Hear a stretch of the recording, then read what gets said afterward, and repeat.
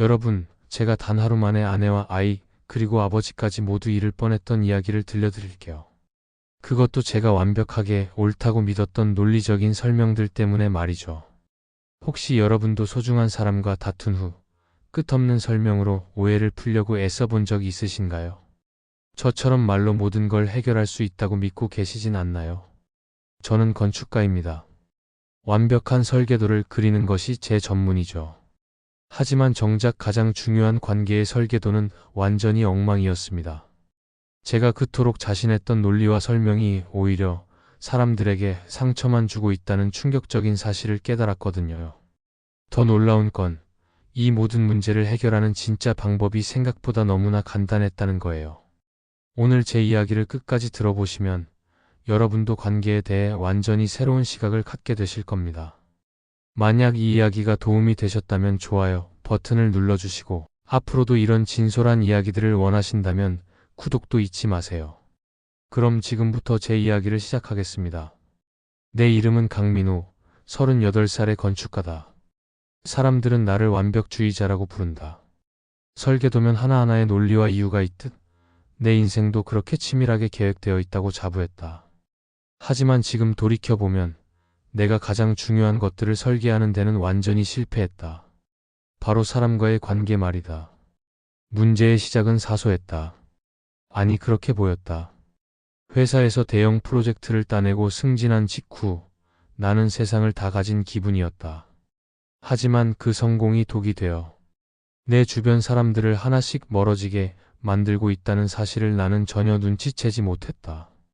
첫 번째 균열은 아내 은주와의 사이에서 시작됐다.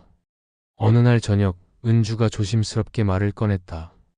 여보, 우리 아이 문제로 얘기 좀 해요.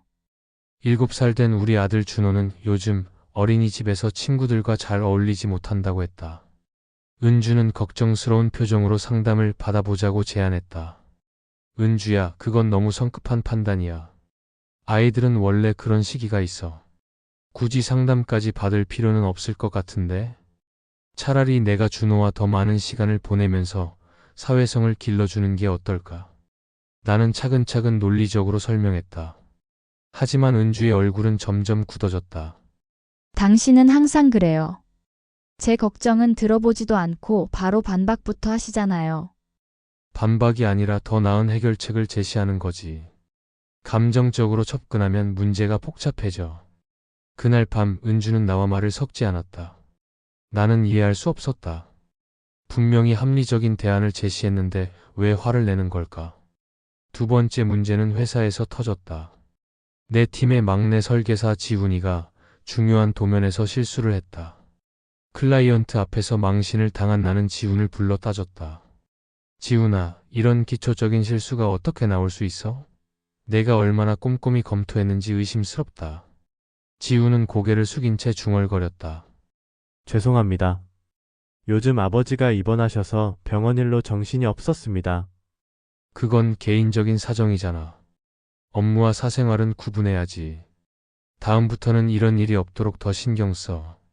나는 지훈에게 체계적인 검토 방법을 설명하고 앞으로 어떻게 해야 할지 조목조목 알려줬다. 하지만 지훈의 표정은 더욱 어두워졌다. 세 번째이자 결정적인 사건은 아버지와의 갈등이었다. 아버지는 오랫동안 운영해온 작은 철물점을 정리하고 싶어 하셨다. 나는 그 결정이 성급하다며 반대했다. 아버지, 지금 상권이 다시 살아나고 있어요. 몇 년만 더 버티시면 권리금도 더 받을 수 있고 임대료 협상도 유리해질 거예요. 제가 시장 분석 자료를 준비해 왔는데 얘야, 아버지는 이제 정말 지쳤다. 아버지의 목소리에는 깊은 피로가 묻어 있었다. 하지만 나는 계속해서 경제적 논리를 펼쳤다. 매출 분석, 시장 전망, 투자 계획까지. 아버지는 결국 화를 내며 자리를 떠나셨다. 내가 언제부터 이렇게 냉정한 사람이 됐니? 아버지 마음은 생각해 본 적이 있냐? 그 말이 가슴에 꽂혔지만 나는 여전히 내가 옳다고 생각했다. 감정보다는 이성이, 논리보다는 합리성이 중요하다고 믿었다. 모든 것이 무너진 건 그로부터 2달 후였다. 은주는 친정으로 돌아갔고 지훈은 사표를 냈으며 아버지는 나와 연락을 끊으셨다. 나는 혼자 남겨졌다. 빈집에 홀로 앉아있던 어느 날 밤 나는 문득 깨달았다. 내가 그토록 자신 있어 했던 논리와 설명이 오히려 사람들을 상처 입히고 있었다는 것을.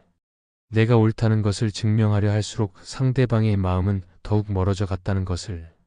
그때 우연히 본 영상 하나가 내 머리를 망치로 때리는 듯한 충격을 주었다.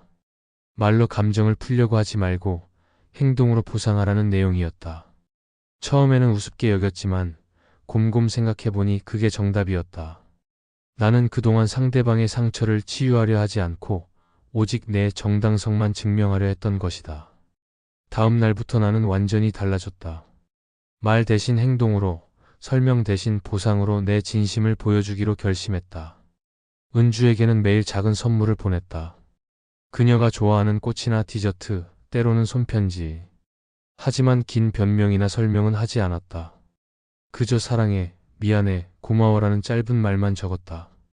그리고 준호를 위해서는 직접 어린이집에 찾아가 상담을 신청했다. 은주가 원했던 바로 그것을 실행에 옮긴 것이다. 지훈에게는 그의 아버지 병원비를 위해 회사 복지 제도를 알아보고 도움을 받을 수 있도록 했다. 그리고 개인적으로 간병비를 지원했다. 말로 위로하는 대신 실질적인 도움을 준 것이다. 아버지께는 가장 큰 선물을 준비했다.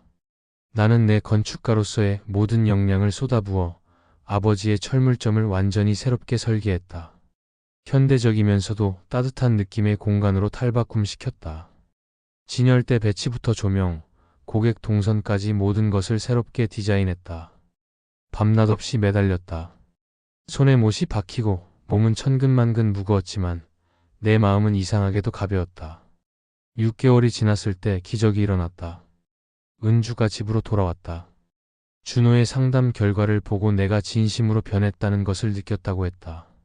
지훈도 다시 팀으로 복귀했고 아버지와의 관계도 회복됐다. 리모델링된 철물점을 보신 아버지는 눈물을 흘리셨다. 아들아, 내가 이렇게 아버지 마음을 알아줄 줄은 몰랐다. 말로만 효도한다고 하는 게 아니라 이렇게 직접 행동으로 보여주니 아버지 마음이 따뜻하다. 그 순간 나는 깨달았다.